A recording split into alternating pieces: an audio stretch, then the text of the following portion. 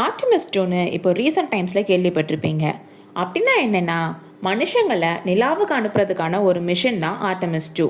ஒரு 4 பேர் கொண்ட க்ரூ இப்போ நிலாவுக்கு போய் அங்கே என்னென்ன பாதுகாப்பு அம்சங்கள் இருக்குது, லைஃப் சப்போர்ட் சிஸ்டம் இருக்குன்னு ஆராய்ச்சி பண்ண போயிருக்காங்க.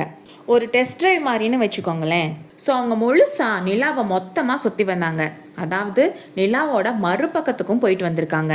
இப்படி அவங்க போனனால பூமியிலிருந்து மனுஷங்க பயணிச்ச அதிகமான தூரம்னு ஒரு சாதனை கூட பண்ணிட்டாங்க. அவங்க பயணிச்ச தூரம் எவ்வளோனா 4,00,000 கிலோமீட்டருக்கும் அதிகமான தூரம். அப்படி அவங்க நிலாவோட மறுபக்கத்துக்கு போனப்போ அவங்களுக்கும் பூமிக்கும் கிட்டத்தட்ட 41 நிமிஷம் எந்த ஒரு கம்யூனிகேஷனும் இல்லாமல் இருந்துச்சு. இதில் இன்னொரு சுவாரஸ்யமான விஷயமும் நடந்திருக்கு. நிலாவை சுற்றி வரப்போ ஒரு இடத்துல பூமியோட ஈர்ப்பு விசையை விட நிலாவோட ஈர்ப்பு விசை அதிகமாக இருந்திருக்கு. இப்போ அவங்க பண்ண வேண்டிய சோதனைகள் எல்லாம் முடிச்சுட்டு பூமிக்கு வர்றதுக்கு ரெடியாக இருக்காங்க. சந்தோஷத்தோடையும் பெருமையோடையும் அவங்கள நம்ம வரவேற்போம்.